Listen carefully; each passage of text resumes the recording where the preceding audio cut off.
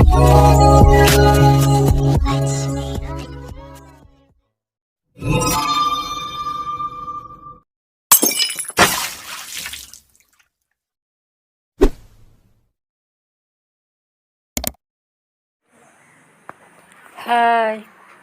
ನಾನು ನಿಮ್ಮ ವಿಜಯ. ನೀವು ನೋಡ್ತಿದ್ದೀರಾ ವಿಜಯ ಲಾಕ್ಸ್ ಬೆದ್ರ. ನಾನಿವತ್ತು ಒಂದು ರೆಸಿಪಿ ಮಾಡುವ ಅಂತ ಅಂದಾಜು ಮಾಡಿದೆ. ಏನು ಮಾಡುವ, ಈಗೊಂದು ಕಡುಬು ಮಾಡಿಕೊಳ್ಳುವ ಅಂತ. ಅಂದರೆ ಕಡುಬಲ್ಲಿ ತುಂಬ ಥರ ಕಡುಬು ಮಾಡ್ಬೋದು. ಅದರಲ್ಲಿ ಒಂದು ರೀತಿಯ ಕಡುಬನ್ನು ನಾನು ತೋರಿಸ್ತೇನೆ. ನಿಮಗೆ ನನ್ನ ಅಡುಗೆ ಇಷ್ಟ ಆದಲ್ಲಿ ಲೈಕ್ ಮಾಡಿ, ಶೇರ್ ಮಾಡಿ, ಕಮೆಂಟ್ ಮಾಡಿ. ಯಾರು ವಿಜಯ ಲಾಕ್ಸ್ಗೆ ಸಬ್ಸ್ಕ್ರೈಬ್ ಮಾಡಲಿಲ್ವ ಅವರು ಸಬ್ಸ್ಕ್ರೈಬ್ ಮಾಡಿ. ಹಾಗೆ ನಮ್ಮ ವಿಡಿಯೋ ನೋಡೋಣವಾ? ಈಗ ನೋಡಿ, ನಾನು ಬೆಳ್ತಿಗೆ ಅಕ್ಕಿ ತಗೊಂಡಿದ್ದೇನೆ. 2 ಕಪ್ಪು ಬೆಳ್ತಿಗೆ ಅಕ್ಕಿ ತಗೊಂಡಿದ್ದೇನೆ. ಇದನ್ನು ನಾವು ಚೆನ್ನಾಗಿ ತೊಳಿಬೇಕು. ತೊಳೆದು ಅದನ್ನೊಂದು ಬಟ್ಟೆಯಲ್ಲಿ ನಾವು ಹಾಕ್ಕೊಳ್ಬೇಕು. ತೊಳೆದು ನೀರೆಲ್ಲ ತೆಗೆದು ಬಟ್ಟೆಯಲ್ಲಿ ಹಾಕ್ಕೊಳ್ಬೇಕು. ಬಟ್ಟೆಯಲ್ಲಿ ಹಾಕಿ ಒಣಗಿದ ಮೇಲೆ ಅದನ್ನು ಮಿಕ್ಸಿ ಮಾಡಿಕೊಳ್ಬೇಕು. ಈಗ ನೋಡಿ, ಇದು ಕೊತ್ತಂಬರಿ ಸೊಪ್ಪು ಇಷ್ಟನ್ನು ಕಟ್ ಮಾಡ್ಕೊಳ್ತೀನಿ. 2 ಕಾಯಿ ಮೆಣಸು ಇದನ್ನು ಕಟ್ ಮಾಡಿಕೊಂಡು, ಈಗ ರುಬ್ಬಿ ಆಯಿತು. ನಾವು ಬಾಣಲೆ ಇಟ್ಕೊಳ್ಳೋಣ. ಬಾಣಲೆಗೆ 2 ಸ್ಪೂನ್ ತೆಂಗಿನೆಣ್ಣೆ ಹಾಕ್ಕೊಂಡಿದ್ದೇನೆ. ಇದಕ್ಕೆ 1/4 ಟೀ ಸ್ಪೂನ್ ಸಾಸಿವೆ ಹಾಕ್ಕೊಳ್ಳೋಣ. ಮೆಜರ್ಮೆಂಟ್ ಸ್ಪೂನಲ್ಲಿ 1 ಸ್ಪೂನು, ಆದರೆ ಇದರಲ್ಲಿ 1/4 ಸ್ಪೂನ್ ಇರ್ತದೆ. ಇದು ಸ್ವಲ್ಪ ಚಟಪಟ ಆಗಬೇಕು. ಚಟಪಟ ಆದಮೇಲೆ ಕರಿಬೇವು ಸೊಪ್ಪು ಹಾಕ್ಕೊಳ್ಳೋಣ. ಕರಿಬೇವು ಸೊಪ್ಪು ಹಾಕ್ಕೊಂಡೆ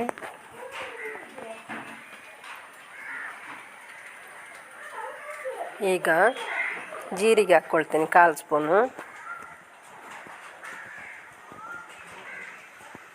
ಈಗ ಕಡಲೆಬೇಳೆ ಹಾಕ್ಕೊಳ್ಳೋಣ 1 ಸ್ಪೂನು. ಸ್ವಲ್ಪ ಮಚ್ಚೋಣ. ಉದ್ದಿನಬೇಳೆ 1 ಸ್ಪೂನ್ ಹಾಕ್ಕೊಳ್ಳೋಣ. ಉದ್ದಿನಬೇಳೆ ಇದು ಸ್ವಲ್ಪ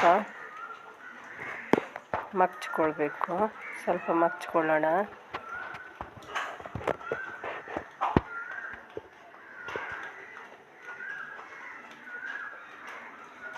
ಈಗ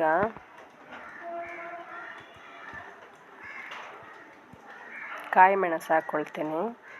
ಸ್ವಲ್ಪ 2 ಉಂಟು. 2 ಕಾಯಿ ಮೆಣಸು ಸಣ್ಣಕ್ಕೆ ಕಟ್ ಮಾಡ್ಕೊಂಡಿದ್ದೇನೆ.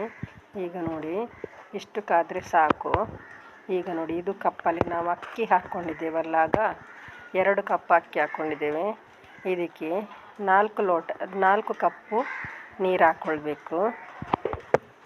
ಇದು ಅಳತೆ ಮಾಡಿ ತಂದಿದ್ದೀನಿ. ಇದರಲ್ಲಿ 4 ಕಪ್ ಉಂಟು. ಇದೀಗ ಕುದಿಬೇಕು ಚೆನ್ನಾಗಿ. ಈಗ ಕೊತ್ತಂಬರಿ ಸೊಪ್ಪು ಹಾಕ್ಕೊಳ್ತೀನಿ.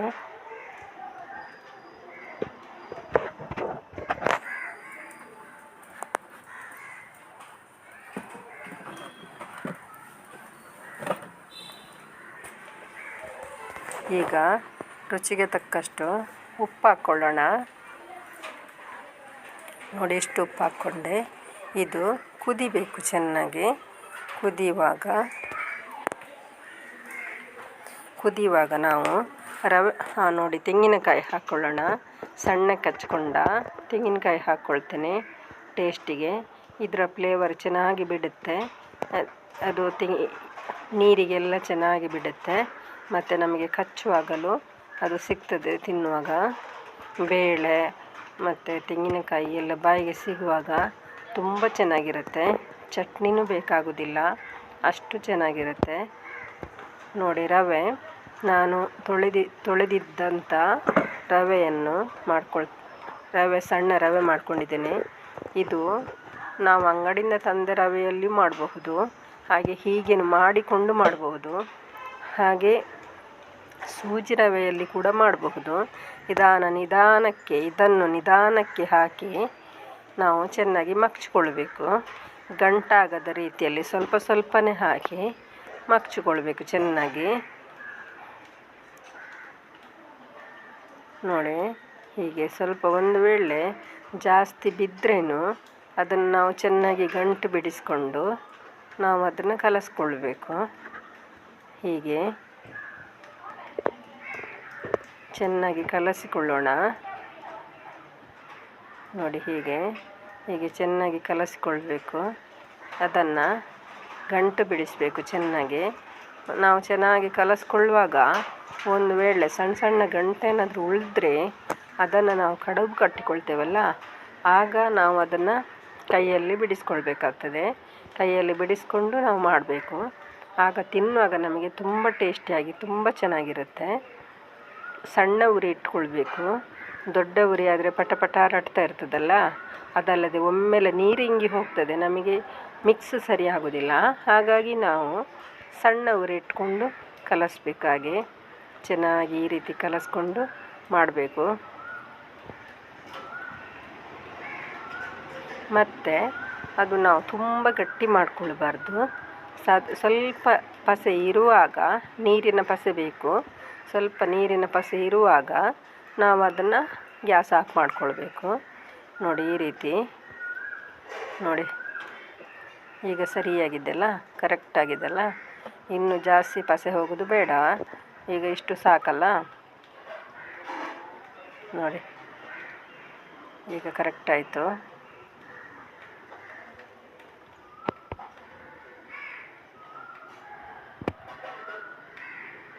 ಸರಿ ಆಯ್ತಲ್ಲ. ಈಗ ಸಾಕು, ಆಫ್ ಮಾಡ್ಕೊಳ್ಳೋಣ. ಇದನ್ನು ನಾವು ಸ್ವಲ್ಪ ನೀರಿಟ್ಕೊಳ್ಬೇಕು, ತಣ್ಣೀರು ಹತ್ತಿರ. ತಣ್ಣೀರಿಟ್ಕೊಂಡು ಸ್ವಲ್ಪ ಸ್ವಲ್ಪನೇ ಇದನ್ನು ಕಿವುಚಬೇಕು. ಎಷ್ಟು ಸಣ್ಣ ಸಣ್ಣ ಕಡುಬು ಮಾಡಬೇಕು, ದೊಡ್ಡ ದೊಡ್ಡದು ಮಾಡಬಾರ್ದು. ಸ್ವಲ್ಪ ಸಣ್ಣ ಸಣ್ಣದು ಮಾಡಬೇಕು. ಬಿಸಿ ಬಿಸಿ ಇರುವಾಗಲೇ ಸಣ್ಣ ಸಣ್ಣ ಕಡುಬು ಮಾಡ್ಕೊಳ್ಬೇಕು. ನೋಡಿ ಈ ರೀತಿ ನೋಡಿ, ತುಂಬ ಚೆನ್ನಾಗಿ ಬರುತ್ತೆ. ನೋಡಿ ಸ್ವಲ್ಪ ತೆಗಿಬೇಕು, ಬಿಸಿ ಉಂಟು. ಸ್ವಲ್ಪ ತೆಗೆದು, ಗಂಟಿಲ್ಲದಿದ್ದರೆ ಈ ರೀತಿ ರಪ ಮಾಡಬಹುದು. ಒಂದು ವೇಳೆ ಗಂಟಿದ್ದರೆ ಕಿವುಚ್ಕೊಳ್ಬೇಕಾಗ್ತದೆ. ನೋಡಿ ಈ ರೀತಿ ಎಲ್ಲ ಮಾಡಿಕೊಂಡೆ. ನೋಡಿ ತುಂಬ ಚೆನ್ನಾಗಿ ಬಂದಿದೆ ಅಲ್ಲ.